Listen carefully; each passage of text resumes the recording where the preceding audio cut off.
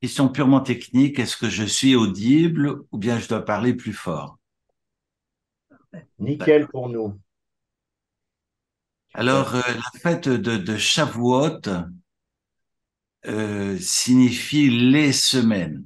Shavuot, c'est le pluriel du mot Shavua, qui en hébreu, Shavua, Shin, Vet, Vav, Ayin, ou si vous préférez phonétiquement, c'est H-A-V-O-U-A. Shavua signifie la semaine. Et donc, il s'agit des semaines, ou plutôt une semaine, 2 semaines. DE signifie donc 7 fois une semaine, autrement dit 49 jours. Et Pentecôte, Pentecôtès, enfin, en grec signifie le 50e. Donc, il s'agit des 50 jours que séparent les deux fêtes de Pessah, de Shavuot.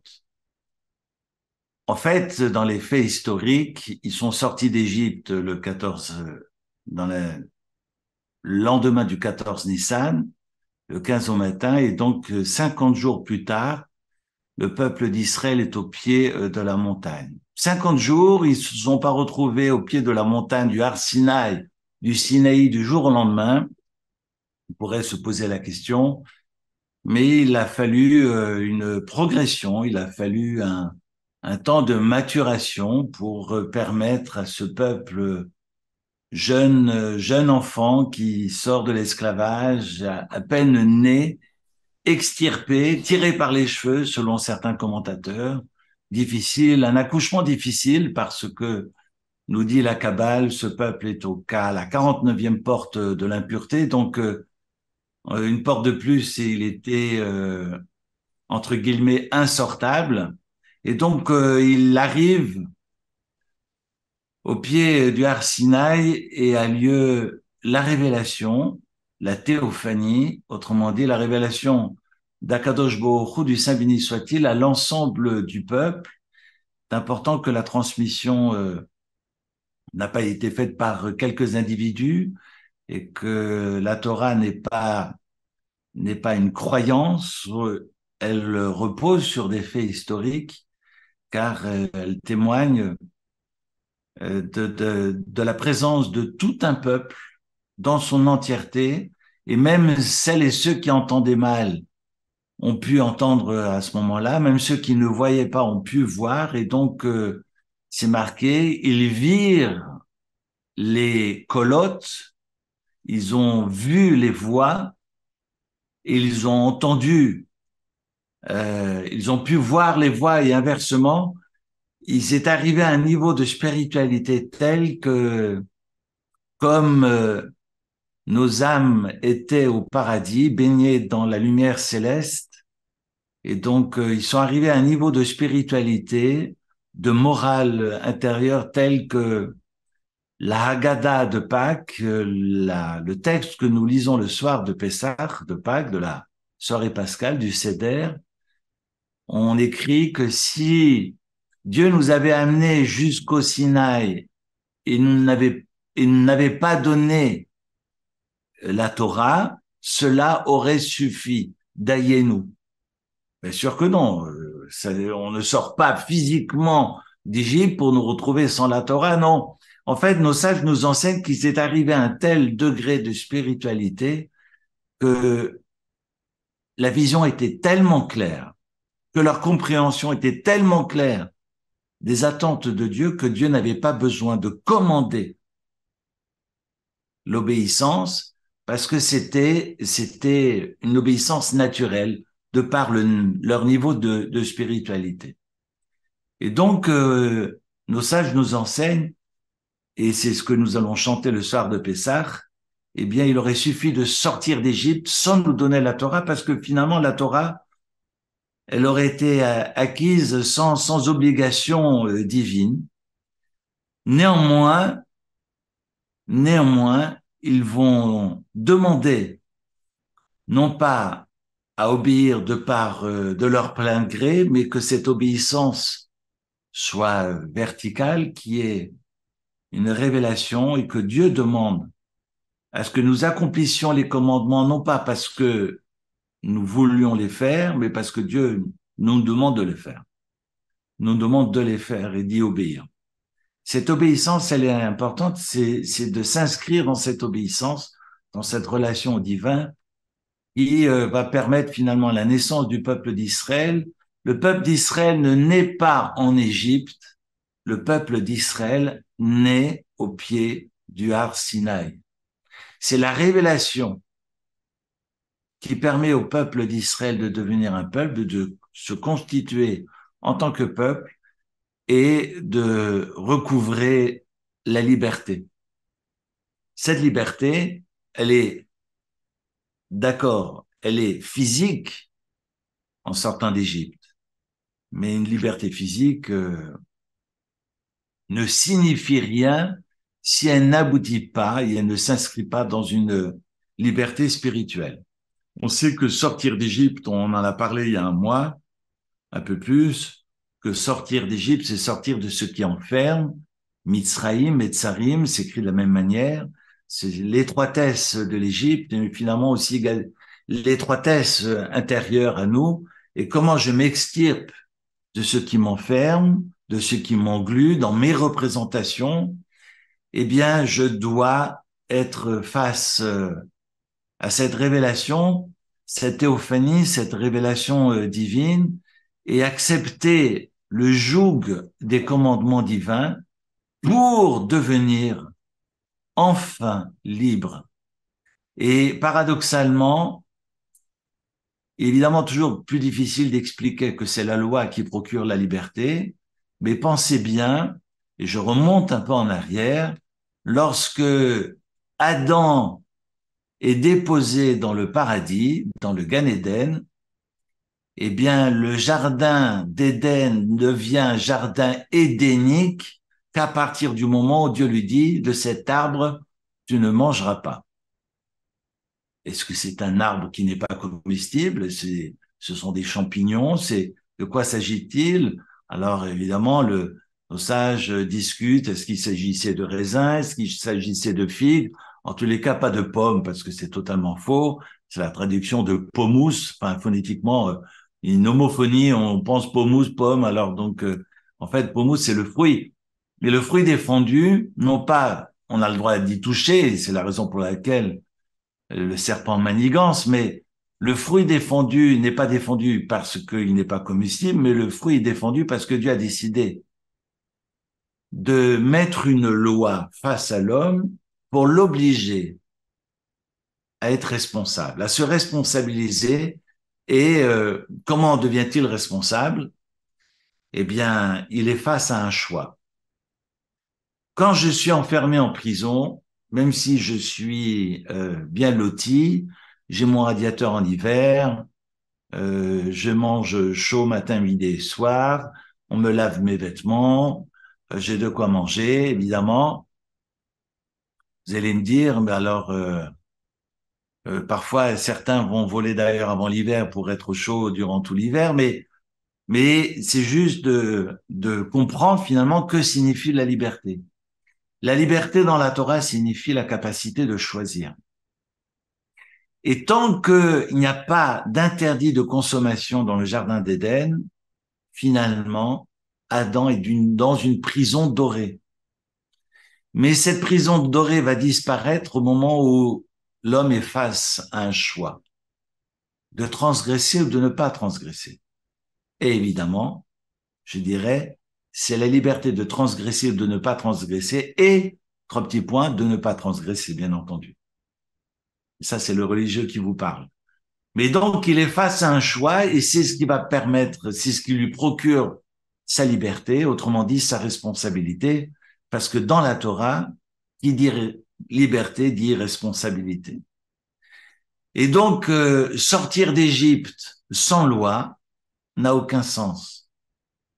Parce que sortir d'Égypte, c'est-à-dire être libéré physiquement, n'a de sens que si cette libération aboutit à une libération de l'esprit, à une libération spirituelle, qui est la révélation autour de Shavuot. Shavuot n'a pas de date spécifique. Shavuot, c'est 50 jours après Pessah. On sait que toutes les fêtes religieuses dans la Torah sont datées, mais il n'y a pas de datation propre à Shavuot, parce qu'il est important que ce qui évoque la révélation, ce qui évoque le don de la Torah, l'acceptation de la Torah, n'est pas réduite à un jour, parce que tous les jours, nous accueillons la parole divine, et tous les jours, finalement, je reçois la Torah et je m'inscris dans cette parole. Donc, vu qu'à l'époque, on était tributaire de témoins oculaires, eh bien, cette fête de Shavuot pouvait tomber le 5, le 6 ou le 7 Sivan. Aujourd'hui, c'est le 6 Sivan. C'est ce Shishi, Ha-Shishi.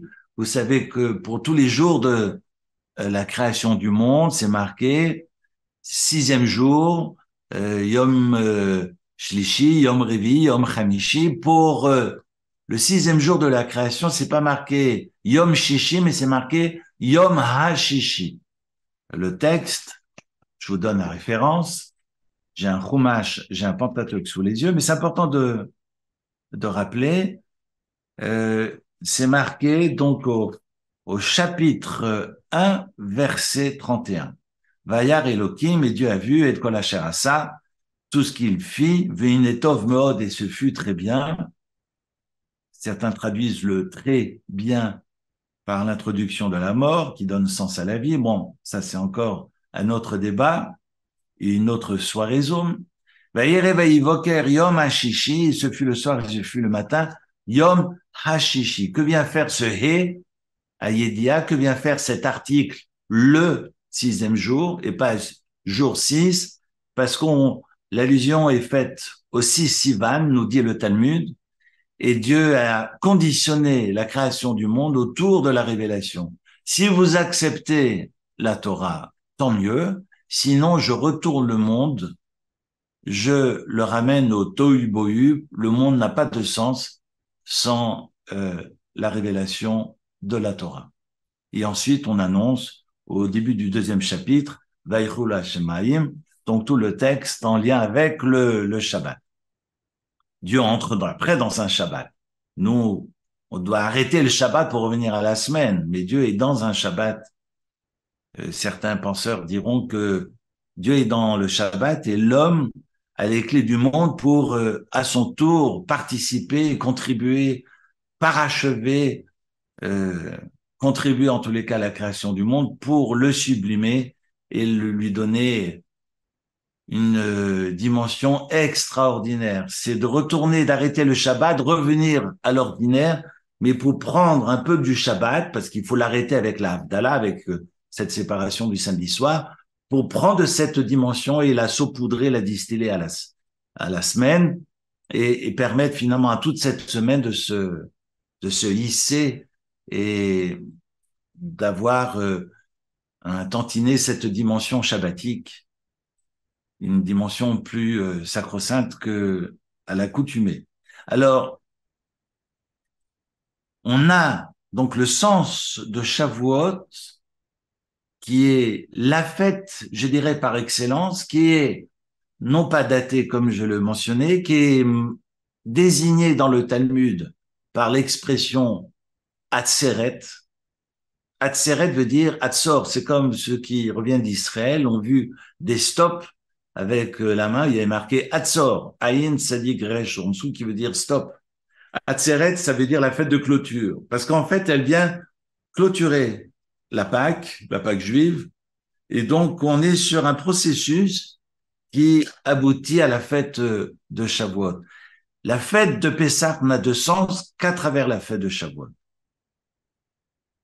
Mon épouse, un jour, a travaillé dans une institution juive et on lui a demandé pourquoi voulez-vous prendre la fête de Shavuot, pourquoi voulez-vous chômer la fête de Shavuot, mais elle a expliqué qu'en fait, c'est Shavuot qui donne le sens à toutes les autres fêtes. Parce que très souvent, on voit les, euh, dans les administrations, enfin, quand une personne de confession juive demande quelque chômage en lien avec les fêtes religieuses, on octroie le jour de Kippour, éventuellement Rosh Hashanah parce qu'on a entendu parler, et puis les premiers jours de Pâques. Mais Shavuot passe à la trappe et on ne comprend pas finalement que toutes ces fêtes, elles existent grâce à Shavuot parce que c'est Shavuot qui procure toute l'identité juive et qui permet au peuple d'Israël finalement d'être le peuple d'Israël.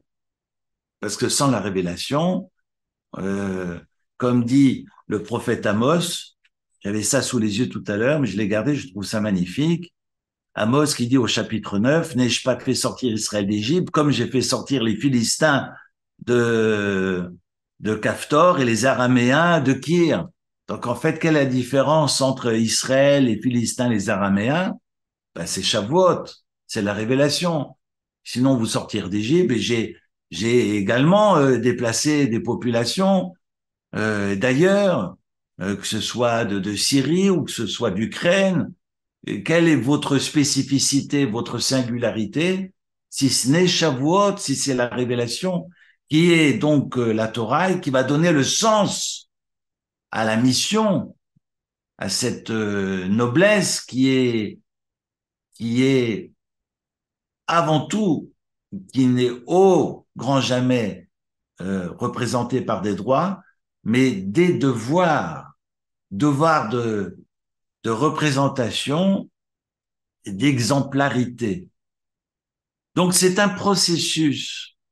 Et ce processus, il démarre à Pessah, raison pour laquelle on va compter ce qu'on appelle l'Omer, O-M-E-R, en hébreu Aïn Vav Mem Resh, et le texte de la Torah nous apprend au chapitre 23 du Lévitique que nous allons, le lendemain de la Pâque, du premier jour de Pâques, compter, non pas comme le fromage, mais compter les jours d'Omer, les 49 jours d'Omer entre Pâques et Pentecôte, entre Pessah et Shavuot, et donc procéder à l'apport quotidien d'une gerbe d'orge, et non pas de blé, qu'on allait offrir au temple sur l'autel, on le grillait d'ailleurs sur l'autel, à UTEL, d'abord dans le tabernacle et ensuite dans les 3 fêtes de pèlerinage, on le faisait au temple de Jérusalem.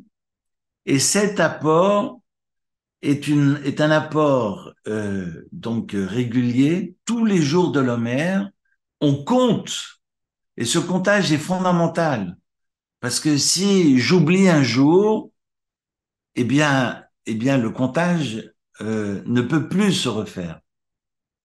Ça veut dire que si aujourd'hui, en l'occurrence aujourd'hui, euh, j'imagine, je donne un exemple, on est le 20, j'allais dire quel numéro on allait être ce soir, donc il ne faut pas que je me trompe. Mais si par exemple aujourd'hui on est le 20 et que j'hésite si c'est le 20, le 21 ou le 22, c'est trop tard. J'arrête le comptage parce que chaque nombre est important, chaque jour est important parce qu'on est sur un processus qui démarre à travers cet apport d'orge. On sait qu'on a apporté 2 pains outre toutes les offrandes durant les fêtes de la Pentecôte, de Shavuot, et on sait que le blé est l'aliment de l'être humain, alors que l'orge est l'aliment de l'animal. Et donc, on est sur un cheminement, une progression qui démarre dans cette animalité de l'humain pour le hisser et l'obliger à se hisser et à devenir humain digne de ce nom, qui est autour de Shavuot, qui est son aboutissement. Donc on est vraiment sur un cheminement. C'est vrai que depuis le 1er siècle de notre ère, cette période de l'Homère est devenue une période triste parce que à l'époque de Rabbi Akiva, tous ses élèves sont morts d'épidémie à ce moment-là. Et je passe juste les détails, mais on est confronté à une période austère qui est la période de l'Homère où les mariages sont interdits, comme durant les 3 semaines que séparent le 17 Tammuz et le 9 Av, en raison de la mort des élèves de Rabbi Akiva. Et donc, c'est une période, contrairement à ce que mentionne la Torah, qui était une période joyeuse, mais où on va reconnaître que ce qui pousse grâce au ciel, et donc on va dire merci au temple, et c'est c'est une célébration quotidienne et ce sont des jours qui se sont transformés en une période triste. On ne se marie pas durant cette période de l'Omer jusqu'au 33e jour de l'Omer qui s'appelle le Lag BaOmer, qui marque également euh, le deuil, enfin l'anniversaire de décès de Rabbi Shimon Bar Yochai, où l'épidémie s'est arrêtée le 33e jour de l'Omer. Mais voilà, je fais abstraction maintenant de cette période d'austérité, mais vous dire que finalement, toutes ces 49 jours sont des jours de cheminement intérieur, d'introspection, est forcément nécessaire, fondamental, nécessaire pour permettre à l'homme de progresser, de cheminer et d'avoir suffisamment d'armes spirituelles pour pouvoir accueillir la Torah. Ce qui fut le cas historiquement, et c'est le travail qu'on a à faire d'année en année pour pouvoir entrer dans la fête de Shavuot. Si fondamentale soit-elle que on n'a aucun rituel spécifique à la fête, alors que toutes les fêtes du calendrier juif sont des fêtes palpables. Je m'explique. Vous prenez la fête de Rosh Hashanah, on vous demande de sonner dans un chauffard. Vous avez des choses concrètes entre les obligations de la Torah et puis les us et coutumes, et puis on doit prononcer des bénédictions en lien avec des choses nouvelles, des shirkianou, donc on va manger des grenades, on trempe la pomme dans le miel pour se souhaiter une année douce. Bon, bref, on est sur des rituels qu'on peut ressentir, sentir sensoriellement, qu'on peut toucher. Donc, on est sur des rituels palpables. Kippour, on va jeûner. Donc, il n'y a rien de plus palpable, enfin bref. Mais je continue. Soukot, vous prenez le loulav, cette palme que vous allez secouer à la synagogue, et puis vous allez manger dans la cabane.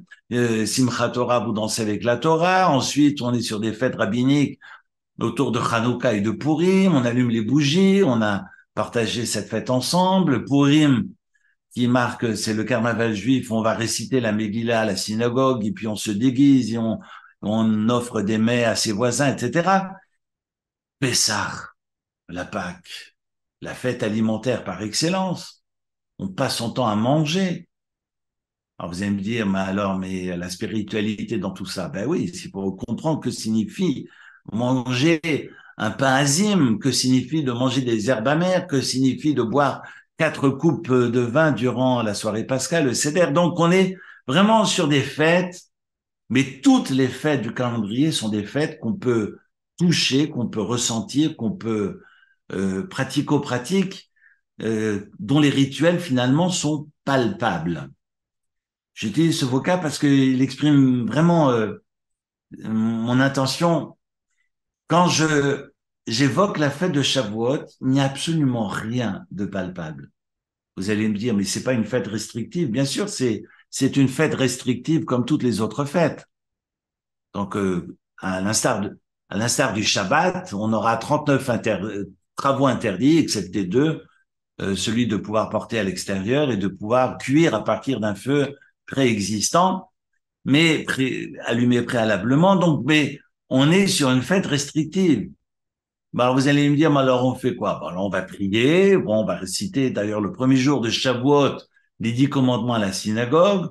On évitera de dormir la nuit avant parce que quand on se prépare à la révélation et qu'on va écouter les 10 commandements, ben on n'est pas avec Morphée, on va faire ce qu'on appelle le tikkun, on va travailler et étudier toute la nuit pour que au matin, on ne dorme pas d'ailleurs, c'est intéressant parce que très souvent, je répète à mes ouailles que si vous ne dormez pas la nuit, que vous étudiez toute la nuit, parce que c'est la coutume dans toutes les synagogues du monde, eh bien, il a lieu de ne pas dormir au moment où on récite les 10 commandements, parce que très souvent, les gens ont tenu toute la nuit, puis au moment où on récite dans les rouleaux de la Torah les 10 commandements, j'entends pioncer derrière. Donc, je veux dire, voilà, je fais juste une petite parenthèse. Ne pas dormir la nuit, de faire nuit blanche, c'est pour se préparer psychologiquement et puis concrètement à cette réalité, la lecture des 10 commandements qu'on doit entendre mot à mot vendredi matin, premier jour de Shavuot, et cette lecture à laquelle nous procéderons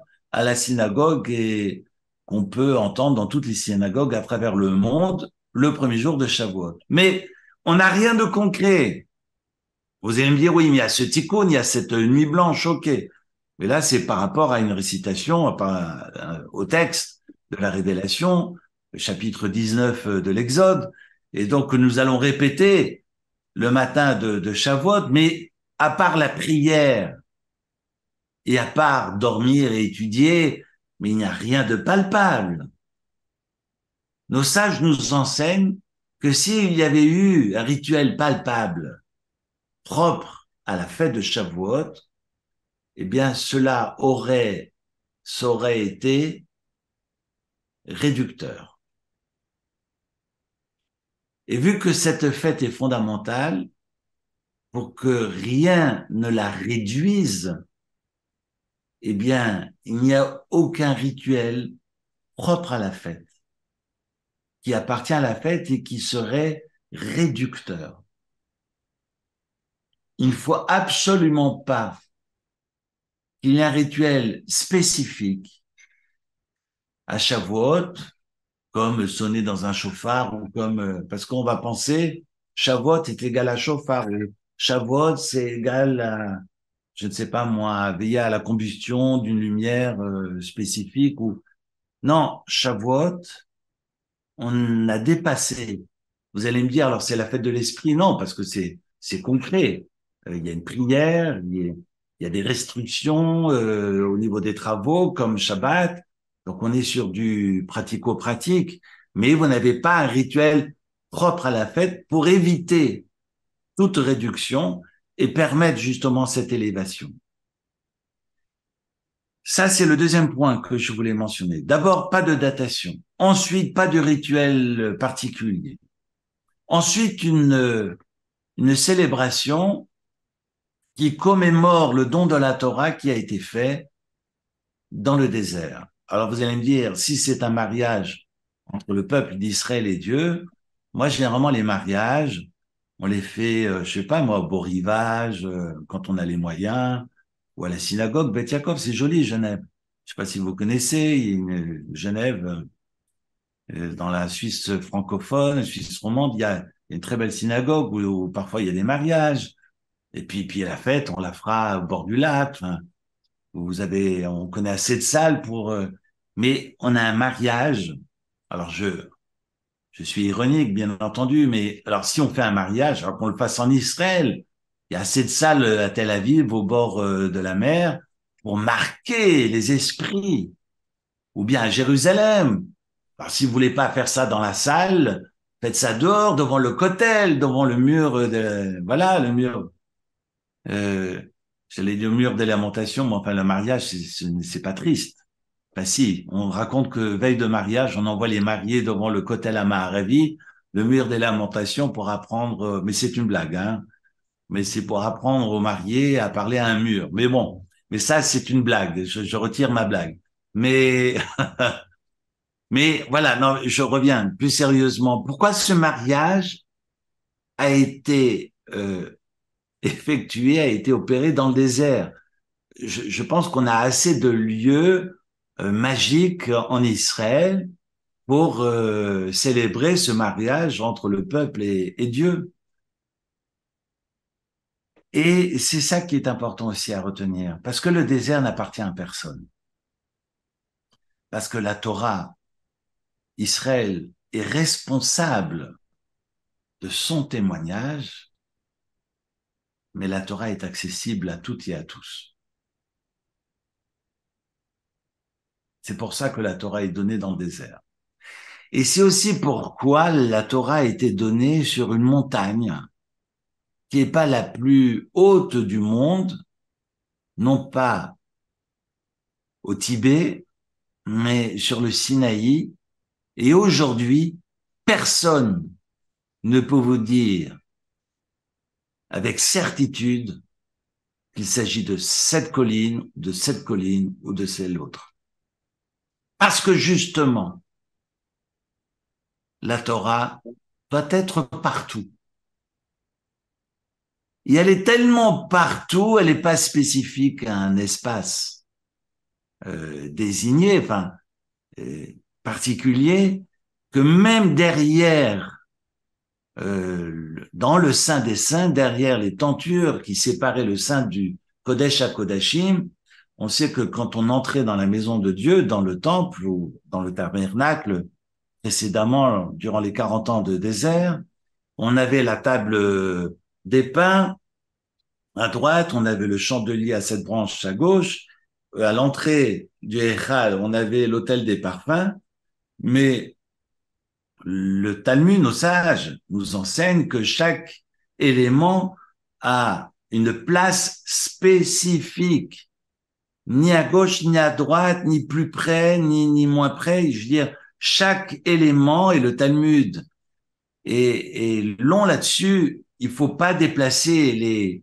les éléments comme on veut. Il y a des places désignées pour ces 3 éléments à l'entrée du Heichal. Mais quand on entre dans le Saint des Saints, là où se trouve le Aaron HaKodesh, donc l'arche sainte, qui symbolise justement la Torah, donc le chandelier, c'est l'esprit, ce sont les sciences, d'accord? C'est la connaissance. On est à droite face à la table des pains qui représente le travail, la voda, le rapport au monde, la table des pains, l'autel des parfums qui représente la relation à autrui, et on est sur des éléments qui sont à l'extérieur. Quand on va plus loin dans le Saint des Saints, on est face à l'Arche Sainte, qu'on ne pouvait voir d'ailleurs. Il n'y a que le grand prêtre qui pouvait voir et entrer durant le service du jour de Kippour et approcher l'Arche Sainte qui représente la Torah, qui n'est pas un objet, entre guillemets, immense. Retrouver les tailles de tous ces objets dans l'Exode au chapitre 23-24. Non, je suis trop... Voilà, 25 et 26, 23-24, c'est Mishpatim, Parashat de Teruma qui explique exactement les dimensions de ces éléments. Et l'Arche Sainte n'a pas de place spécifique.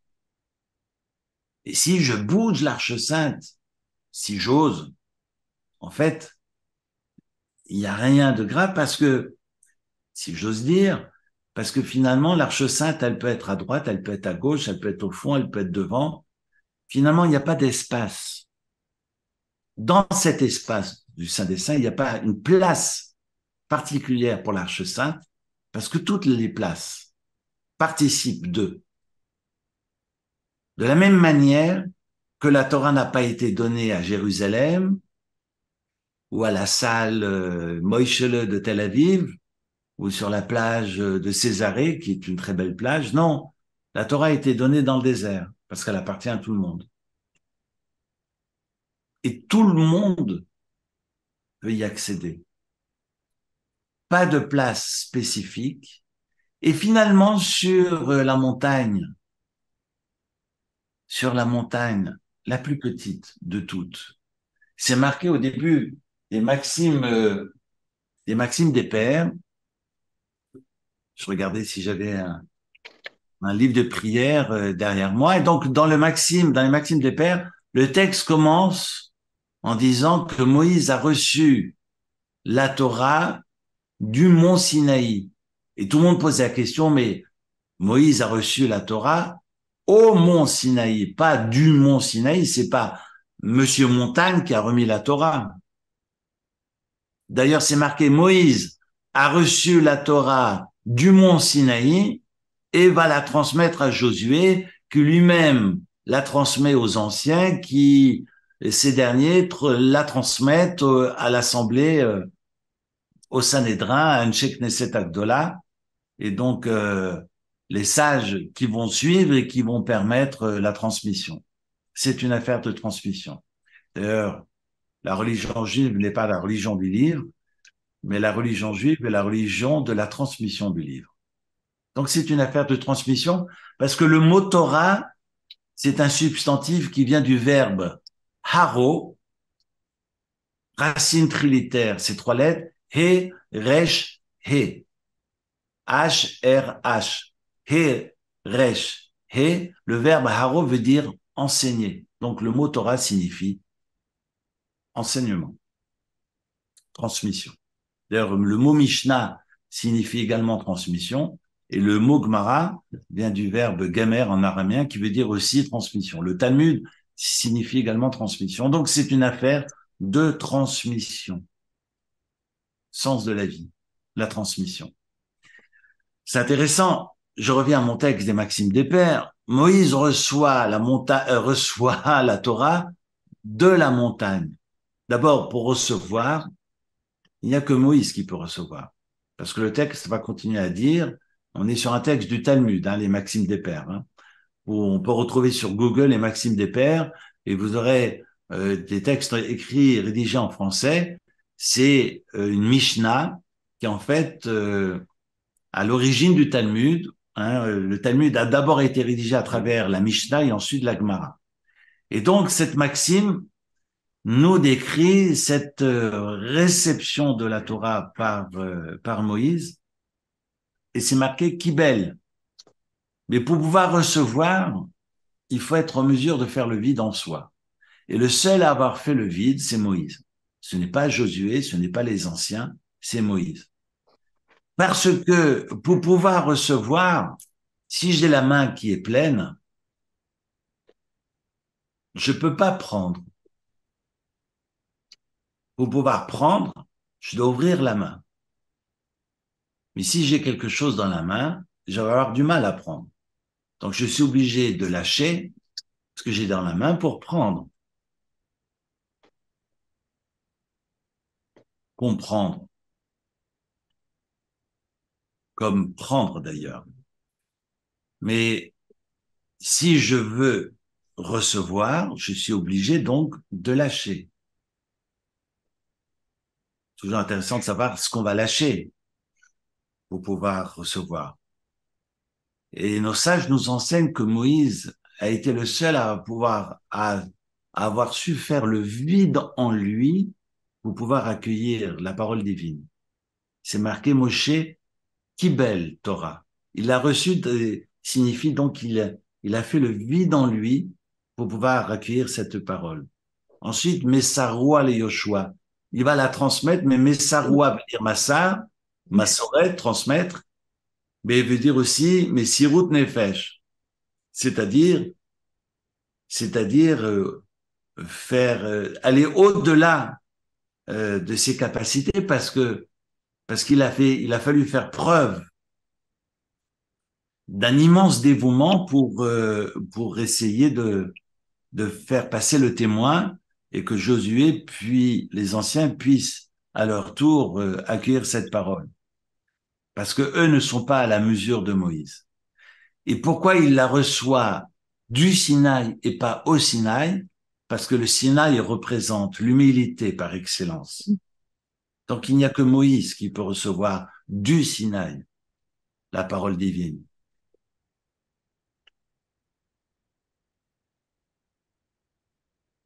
C'est la massorette, c'est la transmission. Moïse va recevoir cette parole, va la transmettre, et cette révélation a lieu le 6 Sivan. En diaspora, nous marquerons la fête sur 2 jours, donc 6 et 7. Aujourd'hui, Shavuot, c'est demain soir, et donc ce sera vendredi et samedi, alors qu'en Israël, ce n'est que vendredi, et Shabbat est un Shabbat normal. Et vu que nous fêtons Shavuot sur 2 jours, donc le deuxième jour de Shavuot, on sera encore dans la fête, et ce sera fête et Shabbat, alors qu'en Israël, c'est Shabbat, ce n'est plus la fête. Il n'y a pas un temps de profane hein, entre le vendredi et le samedi. Parce que quand le vendredi est fini, on enchaîne automatiquement à travers le Shabbat. Il n'y a pas un temps de répit en se disant, tiens, là, je vais vite aller fumer une cigarette pour accueillir le Shabbat. Non, on est sur une transition. Et pourquoi je vous dis ça? Parce que le Shabbat, en Israël, on va avancer dans la lecture des péricopes de la semaine. En Israël, ils liront déjà la paracha de Nasso, qui est donc la deuxième des nombres. alors que cette péricope, cette section de la Torah, ne sera lue que le samedi d'après en diaspora. Qu'on soit à Strasbourg, Paris ou Genève, c'est la même chose. Donc en Israël, on sera dans Shabbat et on lira la deuxième section des nombres, la paracha de Nassau, qui est la plus longue de la Torah, qui fait 176 versets. C'est vraiment la plus longue. Et, la paracha de Nassau sera lue non pas ce samedi à Genève, donc ici, mais le samedi de la semaine prochaine. Et si, accessoirement, vous partez vivre, vivre votre Shabbat en Israël samedi prochain, eh bien, vous allez entendre deux fois la paracha, ce qui va être mon cas, parce que je serai en Israël Shabbat prochain, et donc je vais entendre la paracha de Baal Otra, et je vais retourner à Genève, et je vais refaire Baal Otra. Intéressant d'ailleurs. Quel exercice. Donc, vous voyez, après, c'est comment est-ce qu'on va rattraper ce décalage. Ce décalage, il sera rattrapé à la fin des lectures des parachutes des nombres, parce qu'il y a des sections, il y a des péricopes que nous pouvons associer, d'autres qu'on ne peut pas associer. Mais par exemple, Rukat Balak, au milieu des nombres qui seront lus ensemble en diaspora, comme Matot Massé, on aura l'occasion peut-être d'en parler. Et ce sont par cette méthode que finalement les communautés en diaspora rattrapent le fil de l'histoire et se mettent en phase avec les Shabbatot et les lectures en Israël. Voilà pour les fondamentaux. On a donc une fête de Shavuot qui veut dire les semaines parce qu'il s'agit de 7 semaines à travers donc ces 49 jours. 50e jour, c'est donc la fête de Shavuot qui n'a pas de date, qui n'a pas de lieu spécifique et qui n'a pas de pratique, de rituel particulier parce que c'est une fête qui dépasse toutes les autres parce qu'elle va finalement présenter, amorcer toute l'identité du peuple d'Israël et c'est à partir de maintenant que l'homme devient un homme libre, autrement dit responsable. Alors vous allez me dire, mais alors il n'y a pas de rituel. Il y a des rituels. Il y a des rituels, mais qui ne sont pas des rituels d'ordre thoraïque, mais on a pour habitude des us et coutumes, on a l'usage, alors c'est pas le cas à Genève, alors en tous les cas pas là où je suis, mais quand j'étais gamin, on allait fleurir les synagogues, parce que le Midrash viendra nous raconter que la montagne du Sinaï est devenue toute verte juste avant la révélation. On a des phénomènes, relisez le chapitre 19, on aura l'occasion de partager ce texte ensemble, si on a le temps, mais, et puis pourquoi pas l'étude des 10 commandements, parce que c'est vraiment l'objet même de Shavuot, mais on a donc une montagne qui va redevenir totalement verte, et c'est la raison pour laquelle on rappelle cette verdure, cette végétation à travers les fleurs, beaucoup de synagogues, de communautés à travers le monde refleurissent les synagogues à ce moment-là pour rappeler que la Torah a été donnée dans la nature. Alors moi, c'était ce que j'adorais faire quand j'étais gamin avec mes frères. On allait chercher des branches, on allait accrocher ça dans la synagogue et puis on se retrouvait le lendemain avec des papillons et des vers de terre par terre. Bon, enfin, ça, c'est une autre histoire, mais voilà, c'était de redonner enfin, introduire un peu de nature dans les lieux de culte. Alors, il y a aussi d'autres raisons pour lesquelles on remet de la verdure, de la végétation dans les synagogues, mais également cet usage de manger des menus lactés. Autrement dit, de plats à base de lait et de bannir la viande durant les fêtes de Shavuot. Alors, c'est pas marqué dans la Torah, mais beaucoup de sages, beaucoup de commentaires vont prendre leur temps d'expliquer pourquoi.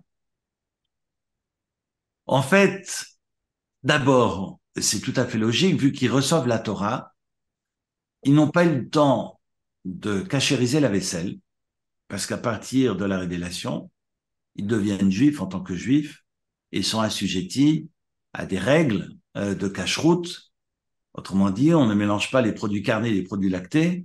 Et si je veux manger de la viande, eh ben, il faut que mes casseroles soient cachères.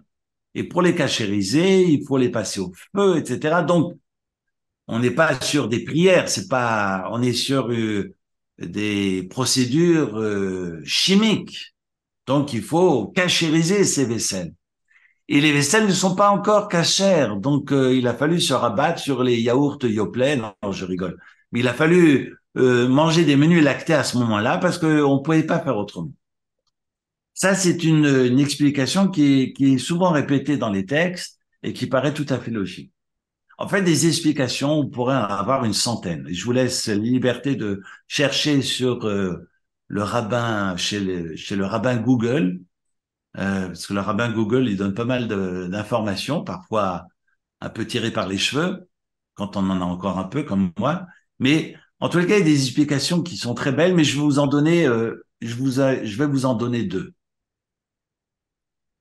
On a le mot chalav, qui signifie le lait, qui s'écrit en trois lettres, le H, le L et le V. Chalav, le chet, le lamed et le bet, qui ont pour valeur numérique le chet 8, l'Amed 30 et le Bet 2. Ça fait 40. Vous allez me dire, bon sang, mais c'est bien sûr. Parce qu'en fait, ces 40 rappellent les 40 ans de désert, nous rappellent aussi ces 40 jours et 40 nuits passées sur le Sinaï pour recevoir la Torah. Donc on a un temps de maturation parce que ce numéro, ce nombre symbolise une forme de maturation. Donc ce n'est pas anodin qu'on est amené à boire du lait ou de manger des menus lactés, des plats lactés à Shavuot. Ensuite, les psaumes. Les psaumes, j'ai vu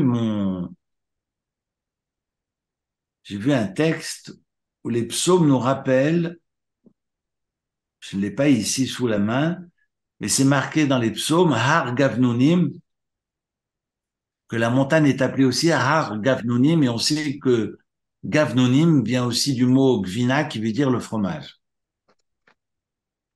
Pour tout vous dire, si vous allez vous promener dans les quartiers religieux, que ce soit à Anvers, parce que c'est la tarte au fromage que je préfère, c'est celle d'Anvers, ou bien à Mea Sharim à Jérusalem ou à Paris, chez Koskas, vous allez manger la tarte au fromage. C'est vraiment le plat que toutes les familles religieuses mangent à Shavuot. Et je sais que les épiceries cachères à la frontière servent des tartes au fromage, maintenant avec au goût café, goût chocolat, mais enfin, là déjà on est dans la falsification de la tarte au fromage authentique de mon enfance, mais peu importe. Mais en tous les cas, moi j'ai les souvenirs de la tarte au fromage qui venait d'Anvers, et ce goût-là, comme celle de ma mère, de mémoire bénie, qui était inaccessible. En tous les cas, j'ai jamais réussi à refaire la même chose. Donc, vraiment, c'est typique de la fête de Shavuot. Maintenant, un peu plus sérieusement, il y a une idée euh, que j'ai entendue euh, dans la bouche de Rav Shemouni de Natania autour de la paracha que nous avons lue ce samedi. Parce que ce samedi, nous avons lu la paracha de Bamidbar. Nous avons lu ce Shabbat matin la péricope de Bamidbar, qui est la première donc des nombres du quatrième livre du Pentateuque, de la Torah. Et cette paracha, cette section de la Torah de Bamidbar, ne présente aucune loi. Et c'est la seule. Il y en a deux autres aussi, mais qui peuvent être associées à d'autres lectures, donc ce n'est pas le cas. Mais Bamidbar va faire du comptage, va faire le recensement du peuple d'Israël. Et curieusement, le texte le texte ne présente aucune loi sur les 613 lois. Elle se contente que de compter. Et dans ce recensement, d'ailleurs, qui est fondamental parce que la paracha qui précédait était celle de Bechukotai, et on ne peut pas associer les malédictions à la révélation. On est obligé d'interrompre à travers une lecture qui va justement mettre une pause entre les malédictions que nous avons lues à la fin du Lévitique et la fête de Shavuot qui approche. Et donc, le Shabbat Bamidbar va toujours précéder la fête de Shavuot. Généralement, c'est Bamidbar, parfois Nassau, mais Bamidbar va toujours précéder la fête de Shavuot, donc la Pentecôte juive. Pourquoi? Un, on est sur du recensement. Deux, il n'y a pas de loi. Parce que, au détour d'une explication que j'ai entendue de Rav Rosenblum par rapport à ce que nous enseigne le Tour, enfin, ce sont des livres de législateurs célèbres de l'histoire juive, eh bien, vu qu'il n'y a aucune loi, c'est pour rappeler que pour pouvoir recevoir la loi, je dois d'abord être dans une attitude, dans une posture pour accueillir cette parole. Comme on dit en hébreu, derech eretz est prioritaire et passe devant la Torah, précède la Torah, derech eretz kadma la Torah, que je vais traduire, le comportement humain précède l'accueil de la parole divine.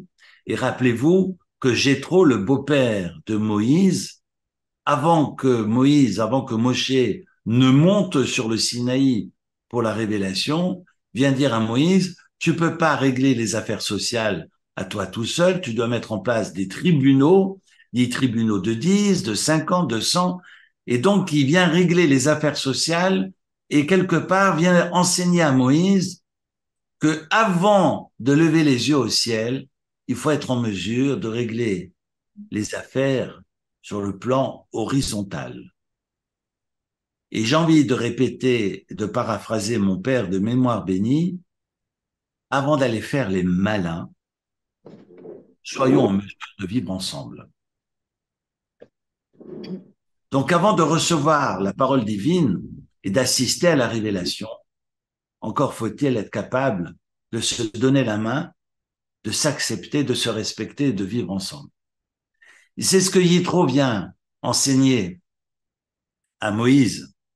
On va d'abord balayer devant nos portes et ensuite on pourra lever les yeux au ciel.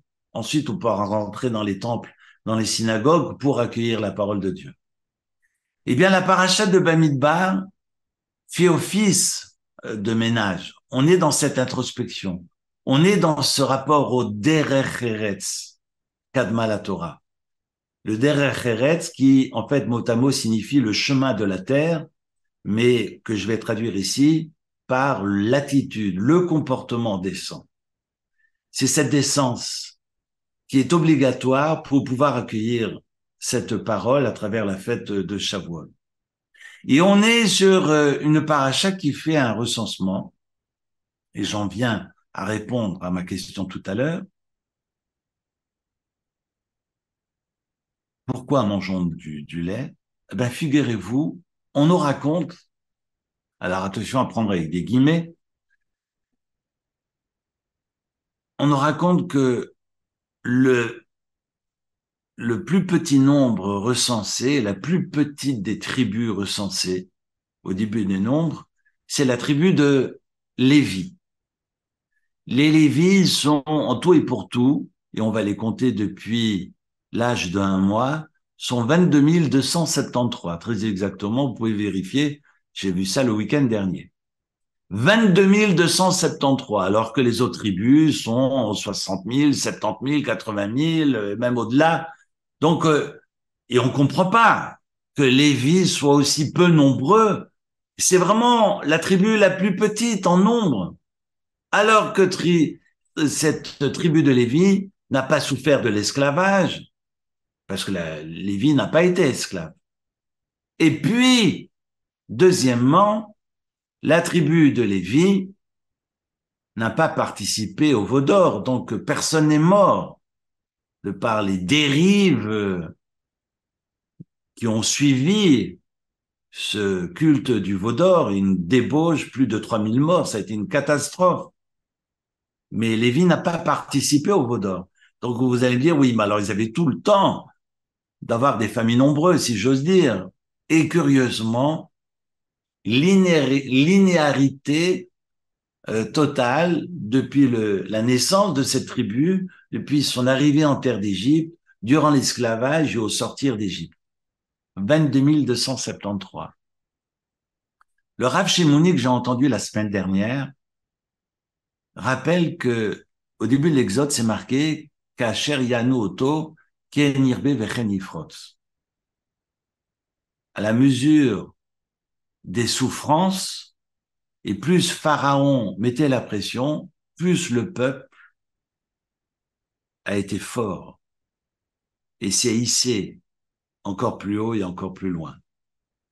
C'est multiplié et c'est fructifié. Ken Yirbe Vechen Yifrotz. C'est multiplié, c'est fructifié.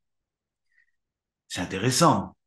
Ça veut dire que Pharaon a voulu détruire le peuple et plus le peuple subissait, plus il faisait preuve de résilience et redoublait d'efforts et se multipliait. Je suis pas en train de faire l'apologie de la souffrance. Hein. Attention, ne me faites pas dire ce que je n'ai pas dit. Hein. Mais dans cette réalité de la souffrance et de l'esclavage, les tribus oppressées redoublaient d'efforts et étaient capables, finalement, d'être encore plus forts que Pharaon et les familles se multipliaient, ce qui ne fut pas le cas de Lévi. Alors, je suis pas en train de dire si Lévi avait souffert, ils auraient été plus nombreux. Ne me faites pas dire ce que je n'ai pas dit, parce que je ne fais pas l'apologie de la souffrance, loin de là, ce serait une lecture totalement fausse. Mais il y a des réalités qu'on découvre dans le texte, et dans ces réalités, parfois l'être humain, dans les ténèbres qui lui sont échues en partage, comme dirait Semprin, eh bien, l'homme est capable de ne pas baisser les bras et de redoubler d'efforts et d'être encore plus fort qu'à la normale. Pourquoi je dis ça? Parce que le fromage, c'est quoi en fait? Et c'est pas une idée de moi, c'est une idée de Rav Shimoni. J'ai beaucoup aimé, je me suis dit, tiens, ça là, je vais garder l'idée et puis la répéter. Parce que, avant de devenir fromage, le lait, il a tourné. Le lait, il a même pourri. Et quand on pense, alors je sais que j'ai des spécialistes face à moi qui me disent comme ci, comme ça, mais je vais aller au bout de mon idée, vous allez me dire si vous êtes d'accord. Mais quelque part, quand on a le sentiment que finalement, parce que moi, je peux vous dire, mes têtes d'oreiller sentaient le lait parce que ma mère, elle allait chercher ses bidons à la ferme et ça goûtait dans la baignoire. D'abord, on pouvait pas se laver. C'est comme les carpes avant Rosh Hashanah. Je peux vous dire que quand ça nageait dans la baignoire, après, pour manger cette carpe, c'était une affaire. Bref, vous veniez chez moi il y a 50 ans en arrière, vous devenez végétarien. Mais bref, je referme la parenthèse.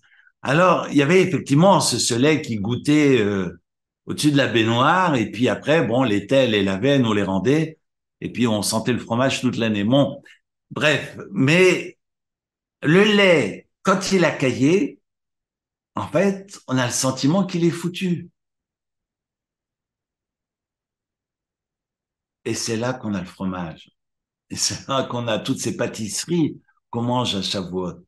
C'est peut-être nous apprendre ce processus, hein, cette descente, cette recherche d'humilité pour pouvoir ensuite s'élever, monter sur le Sinaï et recevoir la Torah. C'est peut-être une idée que j'ai beaucoup aimée, que j'ai entendue la semaine dernière et que j'avais envie de partager autour de moi non, je l'ai même pas partagé ce Shabbat, mais à mes ouailles, mais je pense que c'est une idée intéressante parce que le lait qui est ce produit naturel, qui nous rappelle la nature, qui nous rappelle la végétation, eh bien, ce lait tourne. Et puis, on a le sentiment qu'on va plus pouvoir le récupérer, qu'il est voué, et là, on le transforme et il devient quelque chose d'extraordinaire. Kacher yanu oto kenirbe vechen yifrotz. Parce que j'ai pris un texte en français, donc je vais quand même vous lire ce que dit le texte. C'est le début de l'Exode. Et c'est pour ça que j'ai pensé à ce rapport au fromage. Le texte nous dit, c'est le début de l'Exode. Le verset nous dit, verset 12 du chapitre 1, plus on l'opprimait, plus sa population grossissait et débordait. Kacher yanu oto kenirbe vechen yifrotz. C'est valable pour la tribu de Lévi, finalement, c'est valable pour le lait. Et ce que je veux apprendre par là, je suis pas en train de faire un cours de gastronomie, je suis en train juste de vouloir partager l'idée que dans cette oppression, dans cette dégringolade, c'est d'accepter finalement, de faire preuve d'humilité, de regagner notre place de créature et de cesser de nous prendre pour des créateurs. Et là, dans cette humilité, Dieu nous invite à monter sur le Sinaï et de recevoir sa parole. La révélation ne peut intervenir que dans la mesure où je suis dans dans ce niveau, euh, dans cette capacité de faire preuve d'humilité, donc dans ce niveau de spiritualité et de moralité que je mentionnais tout à l'heure. C'est ça la fête de Shavuot. La fête de Shavuot, c'est le don de la Torah sans datation spécifique, sans espace particulier, sans lieu particulier, sans rituel singulier, parce que c'est un texte et un témoignage qui est là pour tout le monde, dont le peuple d'Israël est dépositaire et donc responsable. Et c'est pas, comme disait mon père quand j'étais gamin, noblesse oblige, ce sont des obligations et des devoirs, et uniquement des obligations et des devoirs. Quelle responsabilité? Responsabilité de rayonner et de porter cette parole pour permettre de redonner un peu de sens au monde dans lequel nous sommes. Ça, c'est la fête de Shavuot. Fête de Shavuot où nous allons procéder à la lecture des 10 commandements. Et ces 10 commandements sont partagés sur 2 tables, qu'on appelle les tables de la loi. En fait, ce ne sont pas 2 tables arrondies, comme on le voit très souvent sur les tentures des synagogues ou sur les façades des synagogues. C'est une image totalement fausse, c'est une image d'Épinal. On l'a toujours dessinée comme ça parce que c'est facile à dessiner, mais en fait, nos sages nous enseignent que ces 2 tables de la loi étaient totalement cubiques. Et donc, ces 2 tables, parce qu'il n'y en avait pas une, il y en avait 2, une première où était inscrite, où était gravée, et ce gravage, ces inscriptions ne seront pas présentes tout de suite, parce que la révélation, c'est d'abord le partage à travers le verbe des 10 paroles. Dieu lui-même va clamer Anochi, Hachem Elokecha, je suis l'Éternel. D'ailleurs, c'est pas Moïse qui peut dire Anochi, c'est Dieu lui-même qui va dire je suis l'Éternel ton Dieu qui t'a fait sortir d'Égypte et tu n'auras pas d'autre Dieu et tu ne seras pas idolâtre. Lo yelecha avadim Elohim acherim, tu n'auras pas d'autre Dieu que moi. Mais juste rappeler que sur les 10 paroles, d'abord, c'est pas la présentation de tables, le 6 Sivan. Non, il n'y a pas de table le 6 Sivan. Ce sera 40 jours plus tard. Mais à ce moment-là, c'est le partage de ces paroles. Et le peuple tout entier, pas un, pas deux, plus de 5 millions de personnes au pied de la montagne qui vont entendre Dieu. Au bout de la deuxième parole, au terme de la deuxième parole, le peuple dit stop, stop, stop, Moïse, c'est pas possible. On fera appel aux anges et on va demander à ce que Dieu transmette les paroles à Moïse et Moïse nous les transmette au peuple. Le peuple ne supporte plus d'entendre Dieu directement. Mais Moïse ne sera pas un interprète. Moïse sera seulement un répétiteur. Donc Dieu va lui dire et Moïse va répéter. Mais ces 10 paroles seront clamées à ce moment-là, seront exprimées à ce moment-là. C'est intéressant d'ailleurs parce que la valeur numérique de Torah, Tav, Vav, Resh, He, Tav ça fait 400, Vav ça fait 6, Resh ça fait 200, et He ça fait 5, ça fait 611. Et on sait que la Torah, c'est 613 commandements. Mais vu que nous récitons à la fin du Deutéronome, Torah Tzivalanu Moshe Morachak Ilat Yaakov, que la Torah nous a été transmise ou par l'entremise de Moïse, par le truchement de Moïse, parce que directement de Dieu, on a entendu 2 paroles, 2 commandements sur les 613 commandements. Autrement dit, les 611 restantes, on les a entendues de la bouche de Moïse. Dieu a dicté à Moïse et Moïse les a répétés au peuple. Raison pour laquelle le mot Torah a pour valeur numérique non pas 613 mais 611. Parce que de la bouche de Moïse, on a entendu 611. Mais on a entendu 2 directement de la bouche de Dieu, si j'ose dire. Ces 10 commandements vont être ensuite gravés, et je reviens à ce que je mentionnais, vont être gravés sur 2 tables. 2 tables qui ne seront pas rondes, mais qui seront totalement cubiques. C'est-à-dire que quand l'une est associée à l'autre, on a un cube parfait. Mais pour que le cube soit parfait, il faut que la première adhère à la deuxième. La première, sur laquelle sont gravées toutes les lois qui incombent l'homme dans son rapport à Dieu, et dans la seconde, toutes les lois qui incombent à l'homme dans son rapport à son prochain. Et c'est seulement dans la mesure où ces lois qui incombent à mon rapport à mon prochain adhèrent aux lois vis-à-vis de Dieu, entre l'homme et Dieu, que finalement ce cube devient un cube parfait. Le cube n'est pas parfait si le rapport à l'autre n'adhère pas aux lois qui m'incombent dans mon rapport à Dieu. Cela veut dire qu'il ne peut pas y avoir de dichotomie entre mon rapport à Dieu et mon rapport à l'autre. Quand je dis l'autre, c'est avec un majuscule, quelle que soit sa couleur de peau, quelles que soient ses convictions, quelle que soit sa tradition, quelles que soient ses sensibilités. Il est important, quand c'est marqué « n'assassine pas », tu ne tueras pas. Enfin, on parle d'assassinat, on parle pas. Il s'agit pas seulement de ton frère qui te ressemble. On parle d'humain avec un H majuscule.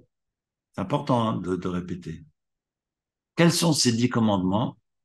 10 commandements, les 5 premières, c'est je suis l'Éternel ton Dieu. Vous allez dire, mais elle est où la loi? C'est vrai. Je suis l'Éternel ton Dieu qui t'a fait sortir d'Égypte. D'ailleurs, Dieu ne dit pas je suis ton Dieu qui a créé le ciel et la terre, mais se présente comme celui qui me fait sortir d'Égypte. Parce que finalement, si je ne sors pas d'Égypte, si je ne sors pas de mon Égypte, eh bien, je ne peux pas construire. Donc, c'est adhérer à l'idée que Dieu me fait sortir d'Égypte. Ça, c'est la première parole. Mais on est sur 5 paroles. La première, je suis l'Éternel ton Dieu. Tu n'auras pas d'autre Dieu, lo lecha Elohim acherim. Ensuite, ne pas proférer le nom de Dieu en vain.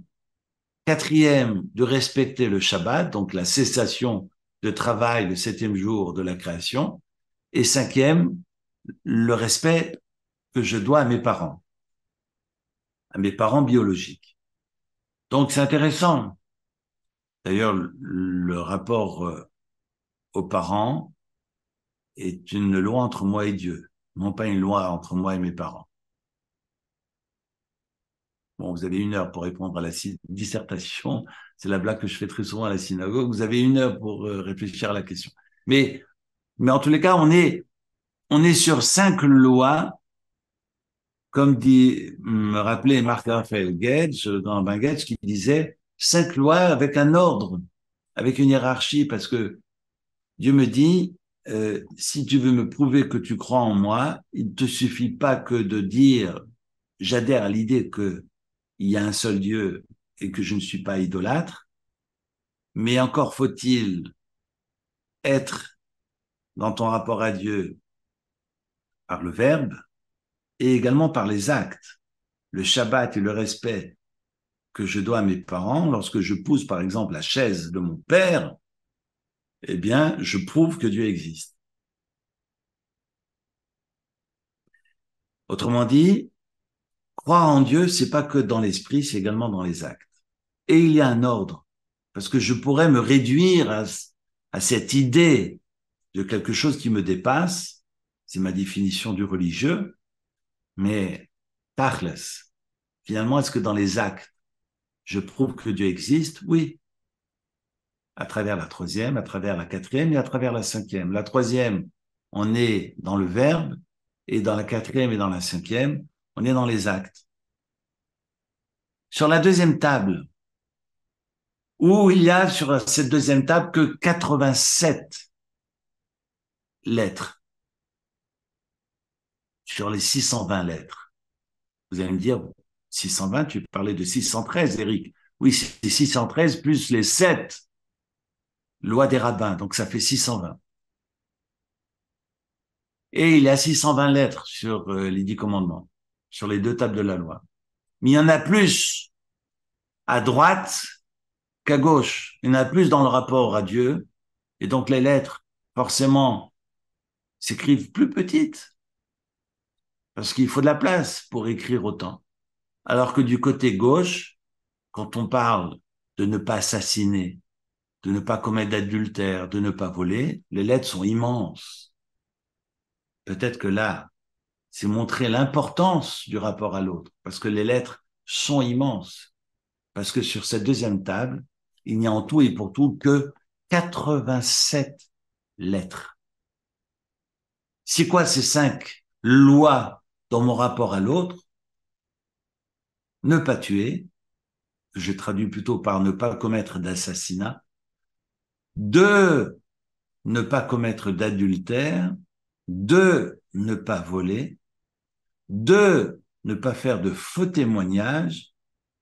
Et enfin, 10e parole, de ne pas être envieux, de ne pas être jaloux. Vous allez me dire, Eric, tu mentionnais un ordre, une hiérarchie dans les 5 premières. Y a-t-il une hiérarchie dans les 5 dernières? Peut-être. Peut-être bien que oui. Parce que je pourrais aussi, dans l'autre sens, vous dire que je respecte mon prochain.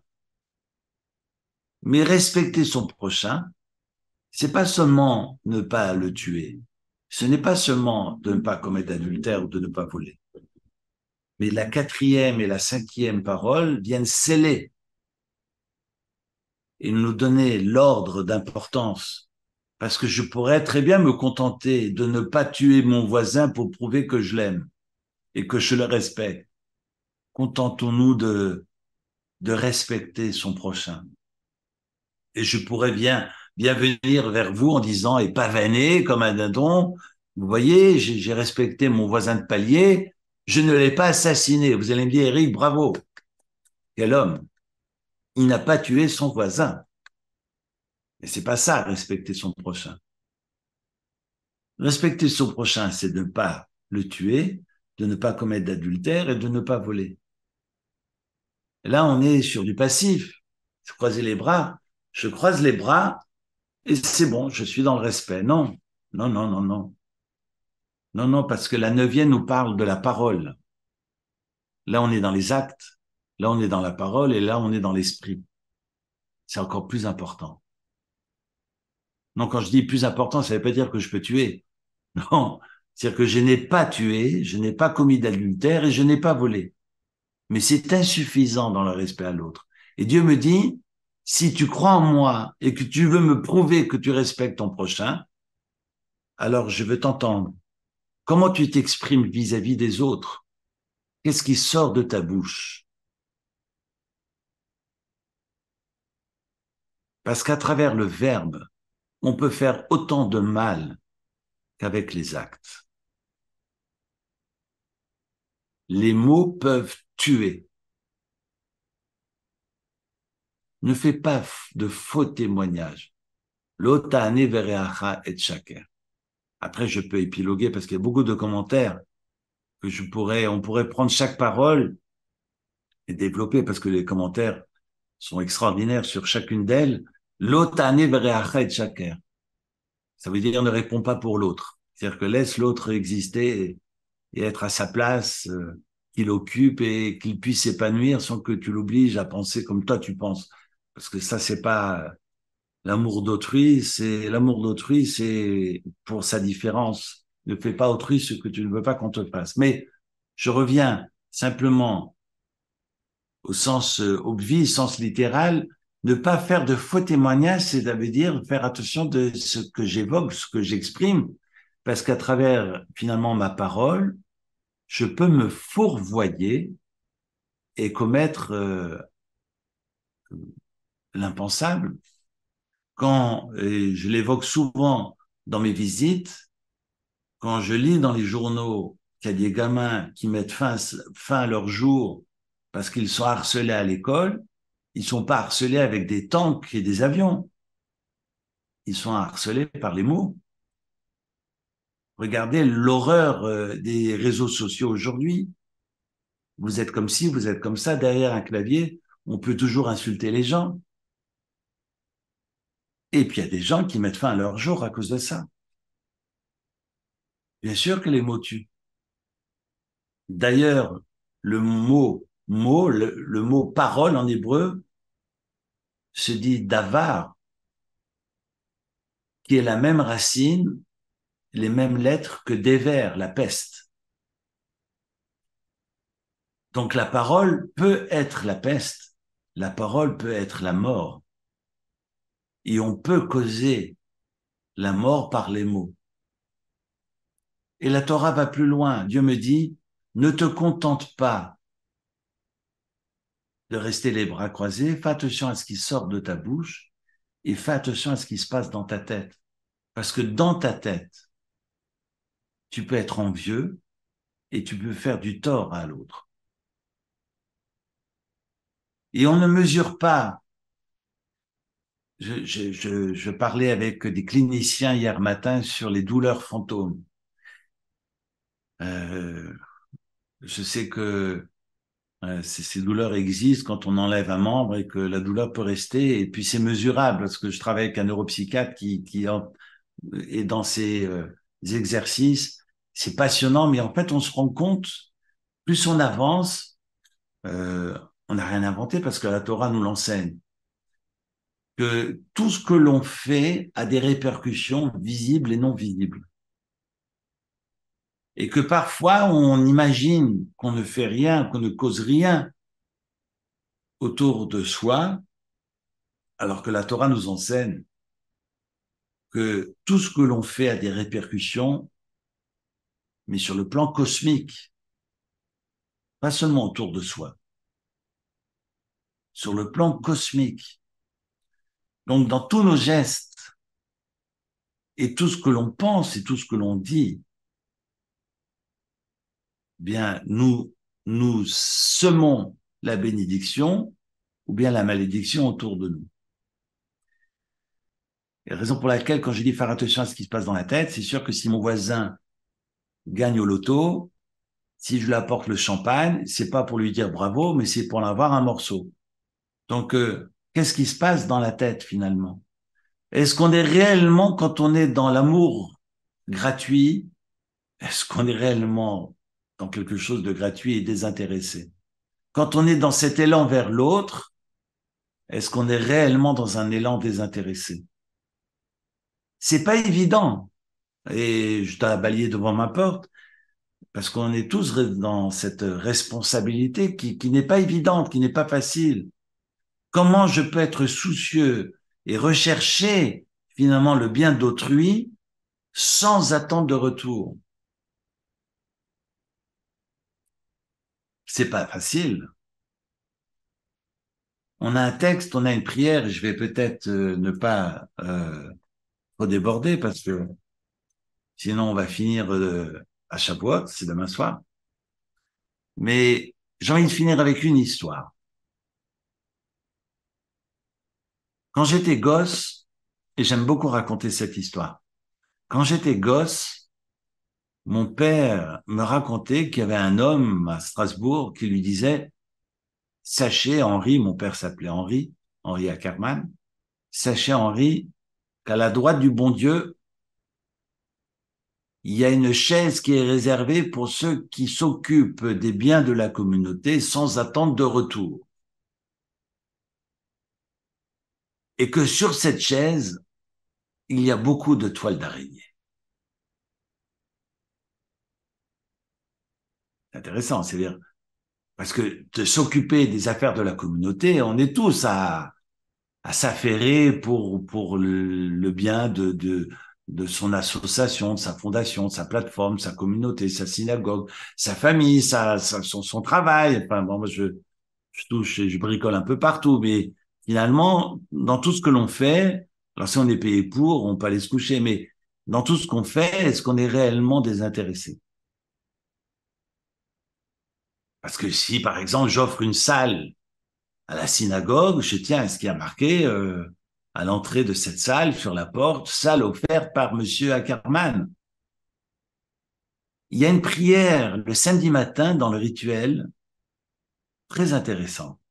Il y a, je peux vous montrer le texte, mais s'il faut que je trouve un texte traduit en français, c'est marqué que Dieu donne un salaire à ceux qui se préoccupent, Betzorchet Sibour, ceux qui se préoccupent des assemblées, c'est-à-dire des communautés, des associations, des collectivités, ceux qui se préoccupent des collectivités avec foi, c'est-à-dire de manière désintéressée. Si j'attends un merci des gens, alors ça y est, ça devient intéressé. Pour que ce soit désintéressé, je ne dois pas attendre de merci. Je fais quelque chose, je n'attends rien. Et c'est marqué dans la prière que nous récitons tous les samedis matins que c'est Dieu qui se charge de nous remercier. Ah, mais vous ne m'avez pas dit merci. Trop tard. On a fermé la porte au bon Dieu. Alors, je reviens à l'histoire que me racontait mon père. Et mon père me raconte que, enfin, j'étais gosse, que ce monsieur qui s'appelait Muller à Strasbourg lui disait qu'il y a une chaise à la droite du bon Dieu, à la droite du trône céleste, réservée à ceux qui se préoccupent d'autrui sans attendre de retour, et elle est pleine de toiles d'araignée. Et ça l'avait beaucoup marqué mon père, il m'a raconté ça quand j'étais gosse. Et quand ce monsieur Muller est décédé, ça a été un tremblement de terre dans Strasbourg parce qu'en fait, il s'avérait que ce monsieur glissait des enveloppes anonymes dans des boîtes aux lettres de familles nécessiteuses. Et mon père, alors j'étais gosse, il me racontait ça, il me disait, tu vois, je sais qui est assis à cette chaise. Alors, c'est ce que vient nous enseigner les 10 commandements. Le rapport à autrui est la deuxième table des 2 tables de la loi. Et pour que cette première table qui évoque mon rapport à Dieu prenne toute sa dimension, alors cette table doit adhérer à la deuxième, ou plutôt la deuxième doit adhérer à la première. Je ne peux pas diviser l'une de l'autre et me contenter d'aller prier et commettre des exactions à l'extérieur. C'est un tout. Et c'est mon rapport à l'autre qui donnera tout mon rapport à Dieu et pas autrement. Merci beaucoup.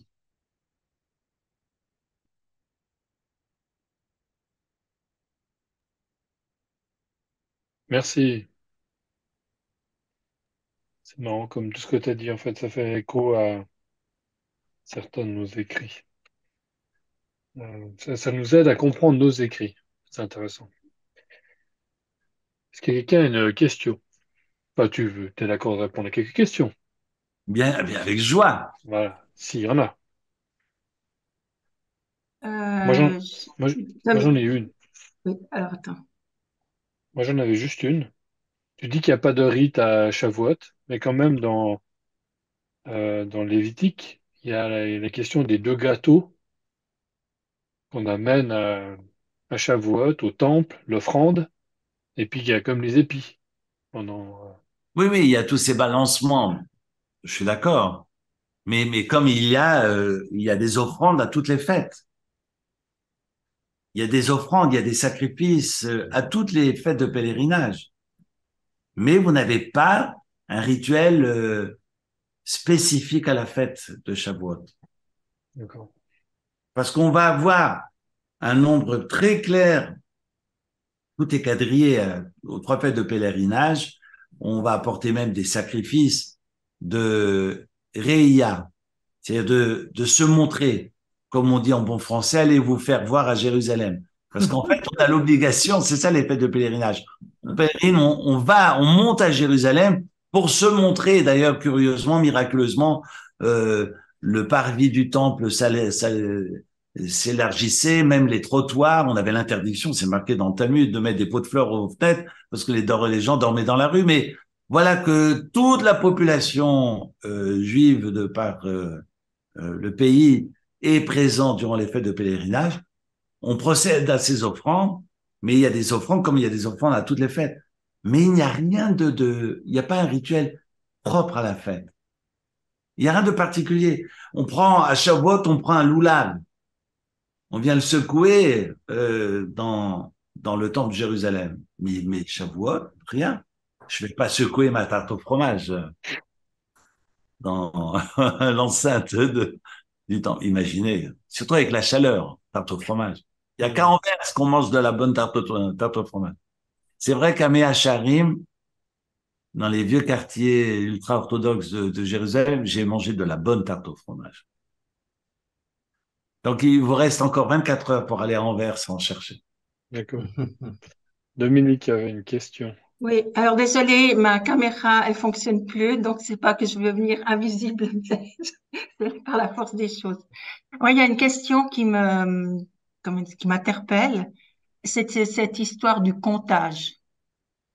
Parce Oui. que, en fait, il y a un comptage des personnes qui précède le comptage du temps. Et si on fait référence au fond, euh, enfin, peut-être que je présente juste les petites choses que je sais, mais chaque mois de ce début de la lecture, du premier mois de l'année des écritures bibliques, euh, on dit que ça correspond en fait à Juda, à la tribu de Juda. Le deuxième mois correspond à la tribu d'Isaacar et le troisième mois à la tribu de Zébulon. Donc, si je regarde qui m'interpelle, c'est qu'en fait, si je regarde Judas, je me dis, mais en fait, ça pourrait être le comptage des personnes. Et après, on arrive euh, à ce mois entre deux qui en fait le temps. Et le temps va être associé à Zabulon, qui finalement est un mois de la richesse, de l'abondance, de la provision. Alors, j'entends, Oui, je suis d'accord avec vous, comme on associe d'ailleurs les signes du zodiaque, hein. voilà. Les rituels, on va associer les mois aux signes, ce qu'on appelle les mazalotes, également aux tribus, mais on n'est pas dans le texte de la Torah. On est sur le Non. rituel, hein. Mais ce qui Mais, m'interpelle, c'est ce que vous aviez dit, c'est qu'en fait, cette paracha qui précède, oui, elle fait le dénombrement. Et ça oui. m'interpelle le dénombrement avec le temps. Voilà, c'est juste ça. Le comptage du temps et le comptage des gens. Alors, absolument. Et là, je vous rejoins totalement. En fait, on découvre que le comptage, alors d'abord, comment est-ce qu'on comptait? On comptait pas avec le doigt, hein. On ne comptait pas, tiens, là, vous êtes 1, 2, 3, 4. Chacun était obligé d'apporter un demi-cycle d'argent, pas un cycle entier, un demi-cycle, au tabernacle, et on comptait les demi-cycles pour nous enseigner que d'abord, on n'est pas des numéros, donc c'est important de donner de l'importance à chacune et chacun, et on comptait les demi-cycles parce que le demi-cycle ne devient un cycle entier que dans la mesure où l'autre apporte également sa contribution, et c'est de souligner l'importance du vivre ensemble, c'est la conjugaison du demi-cycle de l'un avec l'autre qui permet finalement d'obtenir un cycle entier. Donc, il n'y a pas de numéro, on compte pas les gens comme ça, on est obligé de passer par le truchement, par l'entremise de cette demi-pièce. Cela dit,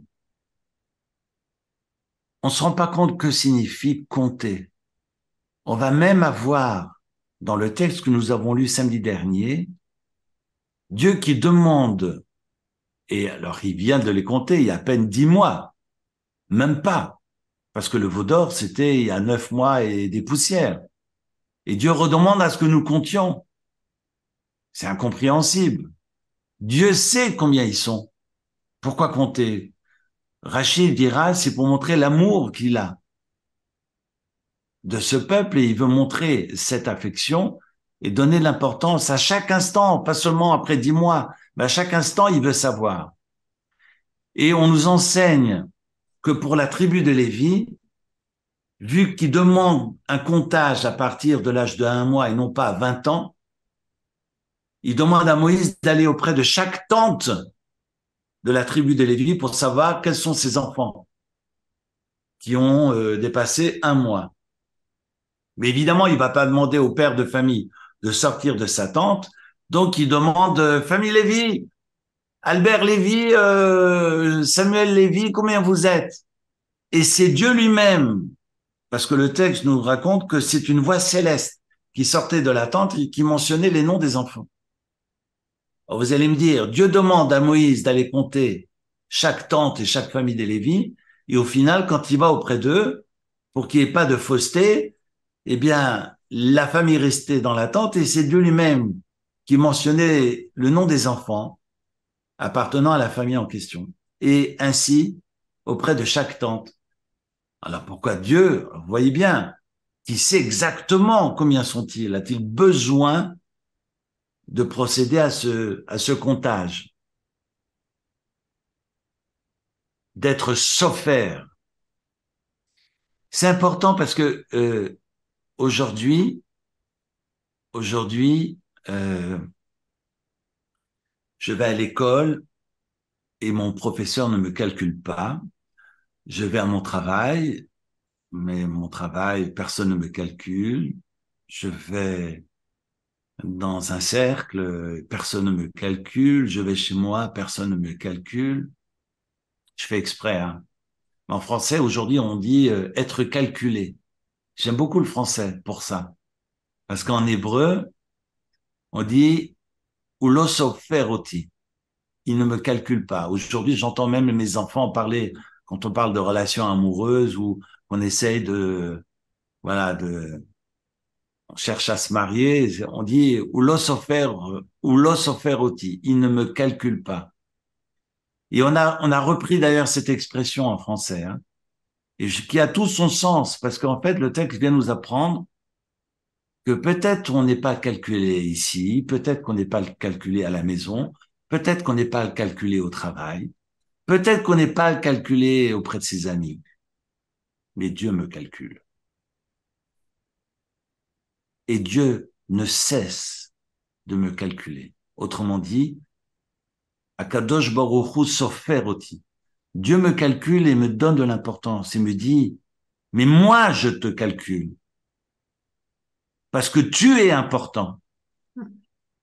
Et tu es important et c'est en tenant compte de chacune et de chacun et dans cette unité que la révélation peut se faire et pas autrement. J'ai besoin de tout le monde. Et ici, on ne me calcule pas. Mais Dieu me calcule. Et Dieu nous calcule tous les jours. Et Dieu nous calcule et attend de nous que nous nous reprenions et que nous veillons à ce que le monde aille un peu mieux. Mais on n'attend pas du président, des dirigeants. Mais on a cette responsabilité, chacune et chacun de nous, parce que Dieu attend de nous. Dieu nous calcule. Et s'il y a une personne, entre guillemets, qui me calcule, c'est Dieu. C'est ça le recensement. Et sans tenir compte de chacune et chacun, la révélation ne peut se faire.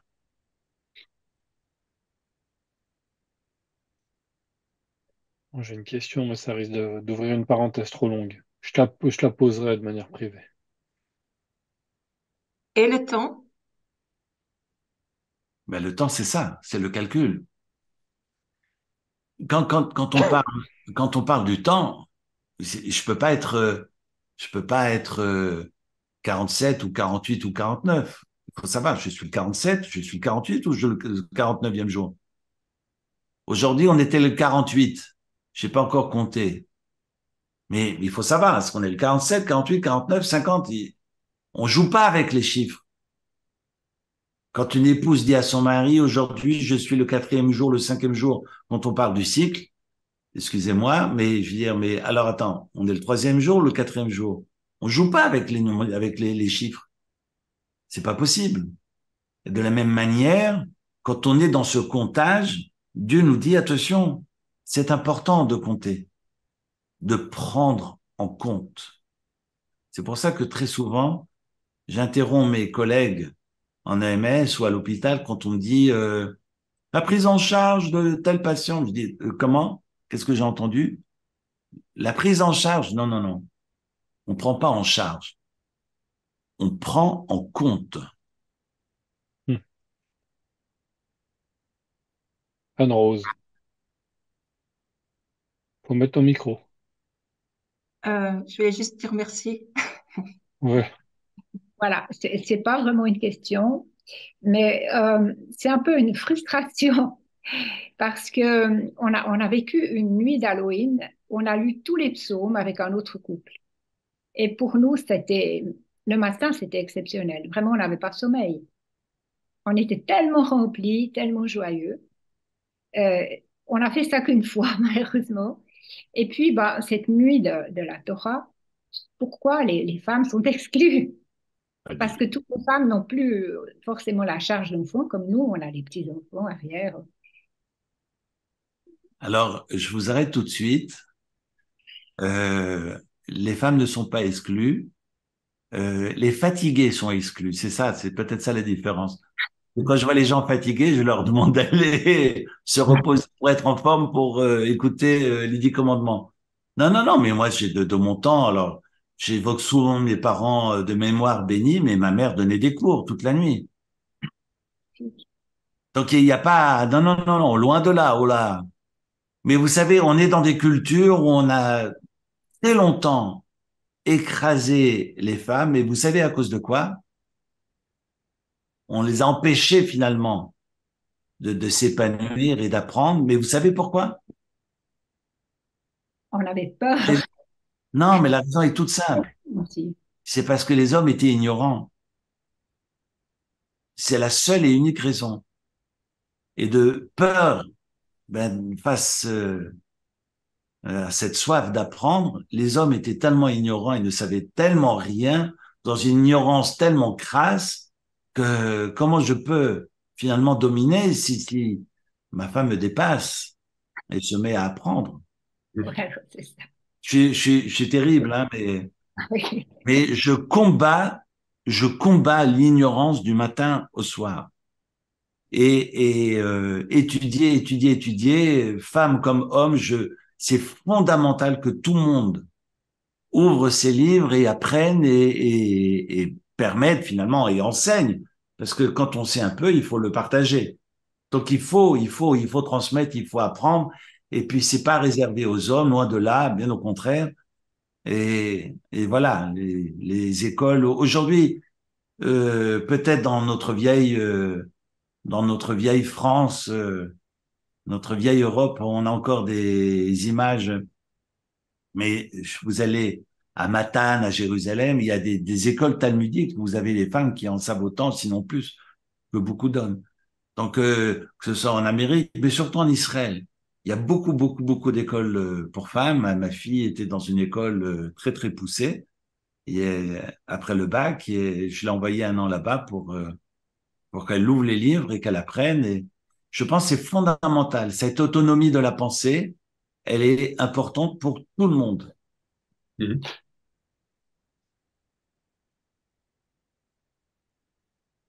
Merci. Merci beaucoup. Merci à vous.